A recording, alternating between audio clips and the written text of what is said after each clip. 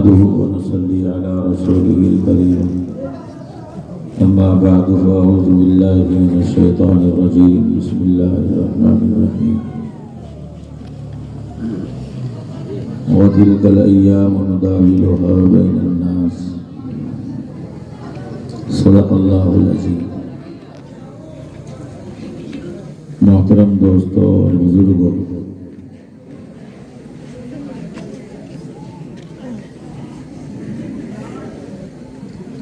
مدرسے کا یہ سالانہ جلسہ ہے.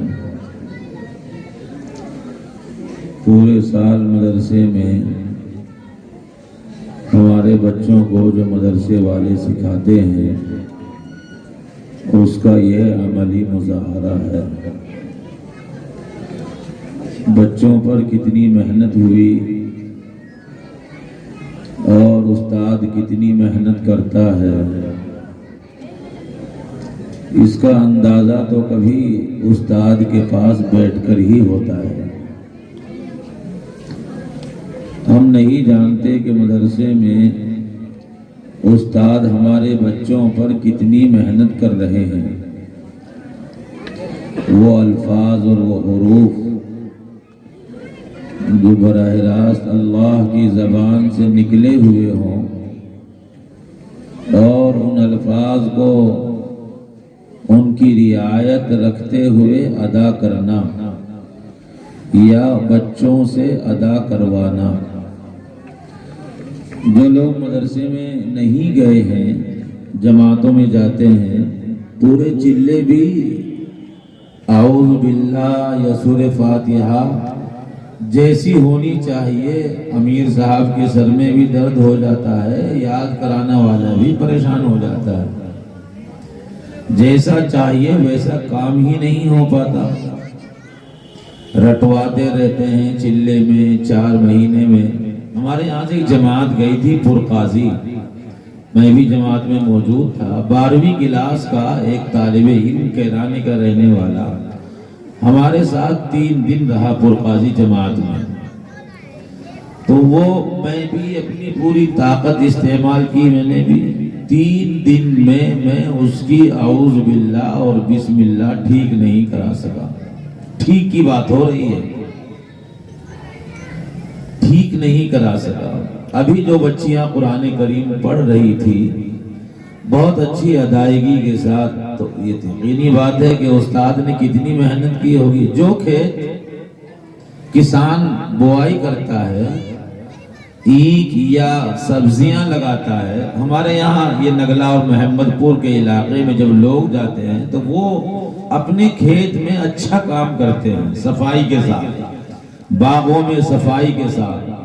تو ان کا دیکھنے کے بعد پتہ لگتا ہے کہ کتنا اہتمام ہے کھیتی میں. ان کا ایک انداز ہے جو انداز اس علاقے میں نہیں ہے، اس علاقے میں ہے. ایسے ہی جہاں بچوں پر تعلیم پر محنت ہوتی ہے، الفاظ یاد کرائے جاتے ہیں، استاد کتنی بار بولتا ہے. مجھے اچھی طرح یاد ہے کہ میں نے ایک استاد کو دیکھا، بچہ اگر 4 مرتبہ الفاظ کو بول رہا ہے تو استاد 6 مرتبہ بول کر اسے یاد کرواتا ہے، نکلوانے کی کوشش کرتا ہے. بعض مرتبہ استاد کو غصہ بھی آتا ہے. بچے کو مارنا چاہتا تھا وہ ہاتھ پر، بچے نے ہاتھ ہٹا لیا، وہ کہیں ایسی جگہ لگ گئی جہاں استاد نہیں مارنا چاہتا تھا، لگ گئی. آپ نے دیکھا ہوگا بعض مرتبہ جب آدمی جانور کے ساتھ جاتا ہے، بیل کو مارنا چاہتا تھا اس کی گردن پر، بیل کی جوٹے کی گردن پر مارنا چاہتا تھا، لیکن بیل نے اپنی گردن کو گھما دیا اور جو آپ کی لکڑی گردن پر مارنے کا آپ کا منصوبہ تھا وہ آپ کے بیل کی آنکھ پر لگ گئی. پتہ چلا کہ بیل کی آنکھ سے پانی ٹپک رہا ہے، چو رہا ہے، پریشان ہے. وہاں مارنا نہیں چاہتے تھے لیکن لگ گئی. یہ اس وقت کا جو ایک المیہ ہے کہ استاد ایسا نہیں ہے کہ استاد نے جان بوجھ کر کسی کے بچے کے چہرے پر ایسی مار ماری کے نشان پڑ گئے، یا استاد نے ایسی جگہ بچے کی پٹائی کر دی جو وہاں نہیں کرنی چاہیے تھی، یا بعض مرتبہ سردی کا وقت ہے، استاد کے ہاتھ میں کوئی لکڑی تھی، استاد اس کی کمر پر مارنا چاہتے تھے، بچے نے ہاتھ ایسے کیا اور وہ لکڑی یہاں بچے کے اس طرف لگ گئی، بعض مرتبہ یہاں کسی نہ کسی وجہ سے چھوٹی موٹی پھنسی ہو جاتی ہے، وہ پھوٹ گئی، ایسا بھی دیکھنے میں آیا ہے۔ پھنسی پہلے سے موجود تھی، استاد کی لگی ہو، اور وہ پھنسی کے اوپر کا جو زخم تھا وہ اترا، اور اترنے کے بعد وہاں سے خون نکلا۔ گھر جب بچہ جائے گا تو ماں اور باپ کو یہ تو فطری بات ہے کہ غصہ آئے گا، لیکن یہ سوچنا چاہیے، اور میرے وہ واقعہ یاد آتا ہے بار بار، جس کو مجاہد ملت حضرت مولانا ظہور احمد صاحب نور اللہ مرقدہ اس واقعے کو سنا کر اکثر رویا کرتے تھے کہ میرے استاد نے ایک مرتبہ میری پٹائی کی تو میں روتا ہوا گھر پہنچا تو میری والدہ میرے استاد کے لیے دودھ کا ڈبہ لے کر پہنچی، اور انہوں نے سوچا کہ شاید پٹائی کی وجہ سے کچھ کہنے آئی ہے، کہہ رہی تھی آپ کو میرے بچے سے محبت ہے اسی لیے مارا ہے اس کو، اگر محبت نہ ہوتی تو آپ اسے تنبیہ نہ کرتے، آپ اسے چھوڑ دیتے۔ وہ پیڑ جو باغ میں لگایا جاتا ہے، جس کا پھل آپ کو کھانا ہے، یا جو آنگن میں صحن میں آپ نے پیڑ لگایا ہے، اس پیڑ کی برابر میں موٹی سی ایک لکڑی گاڑ کر اس کو ساتھ میں کمزور تنے کو باندھ دیا جاتا ہے تاکہ یہ پیڑ اس کے ساتھ لگ کر مضبوط ہو جائے، یہ ٹوٹنے نہ پائے، جھکنے نہ پائے، تاکہ اس کا فصل، اس کا پھل ہمیں میسر ہو جائے۔ ایسے ہی ہمارے یہاں اساتذہ کرام مدارس میں جو صبح لے کر شام تک اپنا انتھک محنت کے بڑی کوششوں کے باوجود بچوں کی ادائیگی کراتے ہیں، اعوذ باللہ کی مشق کراتے ہیں، بازا استاد اکثر ہمارے یہاں ابھی جو بچیاں لہجہ پڑھ رہی تھی، اللہ کرے ہمارے ہاں یہ فیض ہے، ویسے میں بتا رہا ہوں بدر العلوم کا کہ ایک نکھار آیا ہے قرآن کریم میں، وہاں نکھار آنے کی وجہ سے پورے علاقے میں یہ فضا چلی ہے، لیکن ہر استاد کے پاس یہ فن نہیں ہوتا، جیسے ہر ڈرائیور اچھی گاڑی نہیں چلا سکتا، ہر آدمی، ہر بہن جھاڑو بھی اچھی نہیں لگا سکتی، ہر بہن اچھے برتن نہیں دھو سکتی، اللہ کا کمال ہے، ہر استاد اچھا کام یا اچھی آواز نہیں ہے، لیکن استاد چاہتا ہے کہ میرا شاگرد یا میری شاگردہ یہ بچیاں اچھی ہوں۔ اکثر مدرسوں میں دیکھا گیا ہے کہ وہ، اور بہت سارے مدرسوں میں اپنے پیسوں سے ڈبے خرید کر لائے ہیں، یہ جو ڈبے لگائے گئے ہیں، اور قرآن کریم اچھے پڑھنے والوں کو پڑھوا کر سنوایا جاتا ہے تاکہ یہ اللہ کا کرم، میں نہیں پڑھ سکتا، میری آواز ایسی نہیں ہے، میرے پاس مشق نہیں ہے، میرے پاس وہ ہنر نہیں ہے، استاد اپنے آپ کو کھپاتا ہے، کوشش کرتا ہے، یہ چیز میرے پاس تو نہیں ہے لیکن میرے بچوں کے پاس ہونی چاہیے، اچھے قاری کی آواز، اس کی تلاوت کا انداز میرے پاس موجود نہیں ہے، ہمارے بچوں کے پاس جانا چاہیے۔ اتنی محنت، اتنی کوشش، اتنی لگن کے بعد اگر آپ کے بچوں کے ساتھ آپ نے کوئی کام دیکھ لیا اور آپ نے دیکھا کہ بچہ گھر سے، مدرسے سے روتا ہوا آ رہا ہے، تو آپ کی زبان پر استاد کی بے ادبی کے، استاد کے ساتھ بد اخلاقی کا کوئی پہلو ہرگز نہیں نکلنا چاہیے، آپ کو برداشت کرنا چاہیے۔ اور دوسرا مسئلہ میں آپ کو بتا دوں، اگر آپ اپنے بچوں کو، ہم اپنے بچوں کو پڑھوانا چاہتے ہیں، لائن پر لگانا چاہتے ہیں، اس بات کا بھی ہمیشہ خیال رکھا جائے، اگر بچہ کوئی شکایت گھر جا کر رہا ہے یا بچی کر رہی ہے تو بچوں کے سامنے تو یہ کہو کہ تم نے غلطی کی ہوگی، تمہارے سبق یاد نہیں ہوگا، تم نے ضرور وہاں جا کر کچھ نہ کچھ غلط کام کیا ہوگا جس کی یہ سزا ملی ہے۔ میں نہیں کہہ سکتا، آپ بچے کو ساتھ لائے ہیں، بچی کو ساتھ لائے ہیں اور آپ کپتان بن کر پولیس والے بن کر استاد کی اپنے جس استاد کے ذریعے سے اپنی اولاد کو بنوانا چاہتے ہو، جس استاد کے ذریعے سے اپنے بچے کی تربیت چاہتے ہو، اس کو آپ ڈانٹ رہے ہیں۔ بچہ آپ کے برابر میں کھڑا ہے اور بچہ خوش ہو رہا ہے کہ میرا باپ اور میری ماں تو میرے استاد کے چھکے چھڑا رہی ہے، اس کے بارے میں ایسا کہہ رہی ہے۔ جب آپ اس کے استاد کا ادب نہیں کرو گے تو بچہ یا تمہاری بیٹی دیکھے گی کہ میرے باپ کے پاس میرے استاد کا کچھ نہیں چلتا، تو وہ بھی اس کی بے ادبی کرے گی، وہ بھی استاد کا ادب نہیں کرے گی، وہ بچہ بھی استاد کا ادب نہیں کرے گا۔ اور یاد رکھو، جب استاد کے دماغ سے بچہ ایک سینہ نیچے آ جاتا ہے تو استاد اس کو یہ کہتا ہے بھئی یاد کر لو، کرانے کی کوشش کرتا ہے۔ وہ اس وقت بھی میری آپ سے گزارش ہے، درخواست ہے، التجا ہے، یہ جو کام مدرسوں میں ہو رہا ہے یہ ایک کے کرنے کا نہیں ہے، نہ دو کے کرنے کا کام ہے۔ آپ دیکھیں ہمارے یہاں مدارس کا ایک جال بچھا ہوا ہے، میں آخری بات بتا رہا ہوں، تشریف لے کر آ گئے ہیں۔ مدارس کا ایک جال بچھا ہوا ہے، تبلیغی جماعت پورا کام کر رہی ہے، اور جتنی جماعتیں ہیں پورے ہندوستان ملک کی بات کر لیجئے، جتنی جماعتیں ہیں، چاہے وہ کسی بھی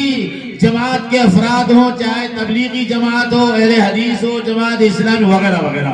جتنی جماعتیں ہیں اور جتنے مدرسے ہیں، یہ سارے مدرسے والے مل کر، ساری تنظیموں والے اور جماعت تبلیغ والے ساروں کو ملا کر اگر دیکھ لیے جائے، زیادہ سے زیادہ 20% لوگوں میں کام ہو رہا ہے۔ کتنے پرسنٹ لوگوں میں کام ہو رہا ہے؟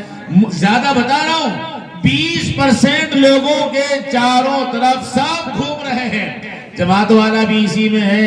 مدرسے والے بھی اسی میں ہیں، تنظیموں والے بھی اسی میں ہیں، بیانات کرنے والے بھی اسی میں ہیں۔ سب کا جو کولہو کا چاروں طرف بیل گھوم رہا ہے وہ 20% کے اندر گھوم رہا ہے۔ اب 20% پر کام ہو رہا ہے، 80% طبقہ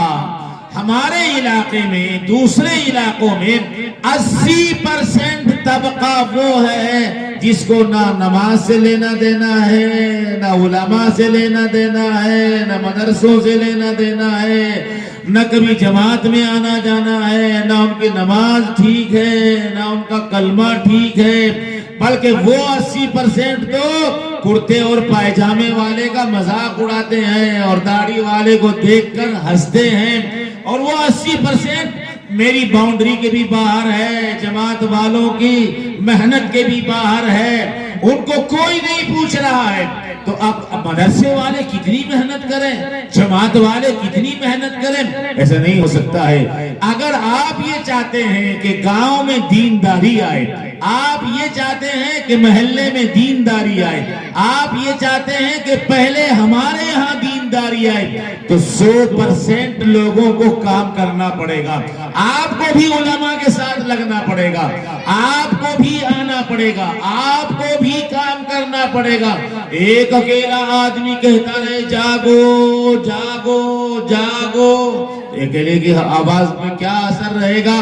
اس میں کام میں سب کو لگنا پڑے گا، ورنہ تو قرآن میں جو آیا ہے مَسَّتْهُمُ الْبَأْسَاءُ، آخری بات بتا رہا ہوں، مَسَّتْهُمُ الْبَأْسَاءُ وَالضَّرَّاءُ وَالزُّلْزِلُوا حَتَّى يَقُولَ الرَّسُولُ وَالَّذِينَ آمَنُوا مَعَهُ مَتَىٰ نَصْرُ اللَّهِ۔ اگر ان 80% لوگوں پر آپ نے، میں نے، ہم سب نے محنت نہیں کی ہے تو یہ جو ہو رہا ہے اور جو روزانہ دیکھ رہے ہو اور جو دیکھ رہے ہو کہ باؤنڈری کے باہر وہ چلا گیا اور باؤنڈری کے باہر وہ چلی گئی، ابھی تو باسا اور ذرہ کے حالات ہیں۔ جب زلزلوں کے الفاظ آئیں گے اور چھجوڑا جائے گا اور پکڑا جائے گا تو یہ 80% لوگ اس باؤنڈری کے باہر جا کر کھڑے ہو جائیں گے، تو 20% لوگ کیا بچیں گے؟ رسول اللہ صلی اللہ علیہ وسلم کی وہ حدیث سنا کر جو فضائل اعمال میں حضرت شیخ نے لکھی ہے، آپ نے فرمایا ہے اگر اپنی نمازوں کو اپنی تقوی اور طہارت کے اوپر اور اپنی مسجد میں اور اپنا کام لے کر کے بیٹھ گئے اور اگر دوسروں کی فکر نہ کی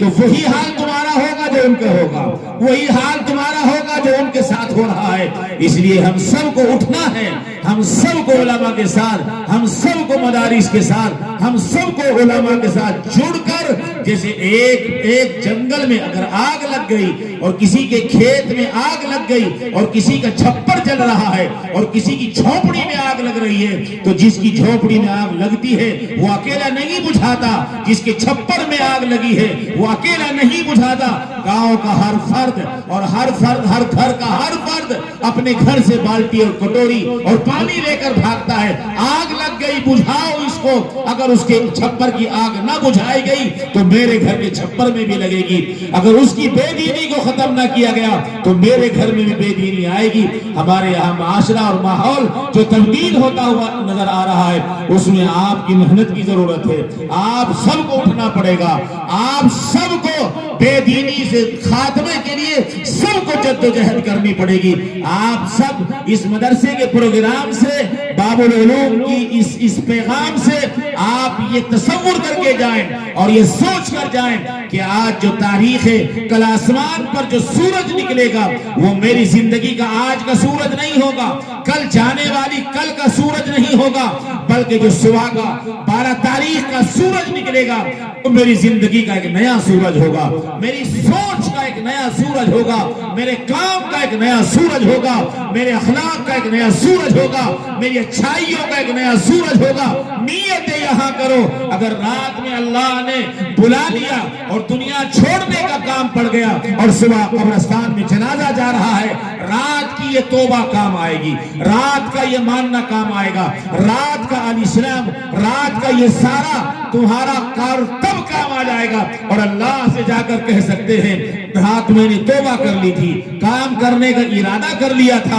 اگر صبح ہو جاتی اور زندگی مل جاتی تو کام کرتا، کام والوں کے ساتھ لگ جاتا۔ آپ سے گزارش ہے، آپ سے درخواست ہے، آپ سے التجا ہے کہ اب وقت نہیں ہے، بہت دور نکل چکا ہے، اب ہم آخری سیڑھی پر کھڑے ہوئے ہیں، میرے الفاظ کو دھیان سے سنیں، آخری سیڑھی پر کھڑے ہوئے ہیں، اب اس کے بعد کوئی سینہ نہیں ہے، اب اس کے بعد کوئی راستہ نہیں ہے۔ تمہارے ہاتھ جوڑ کر، پاؤں پکڑ کر یہ جتنے جوان بچے کھڑے ہیں، میری ہاتھ جوڑ کر گزارش ہے، خدا را اپنے گھروں کو آباد کرو، اپنے والدین کی قدر کرو، اپنے گھروں کو دیندار گھرانے بناؤ، اپنے معاشرے کو دیندار گھرانہ بناؤ، اپنے رہن سہن کو دیندار گھرانہ بناؤ، اپنے گاؤں کی تنظیموں کو، اپنے محلے کے حالات کو دیندار بناؤ۔ ساری دنیا لگی ہے کہ بے دینی پر آ جائے، ساری دنیا بے دینی کا پرچار کر رہی ہے، تم تو مسلمان ہو، تم تو ایمان والے ہو، قرآن تمہارے اوپر نازل کیا گیا ہے،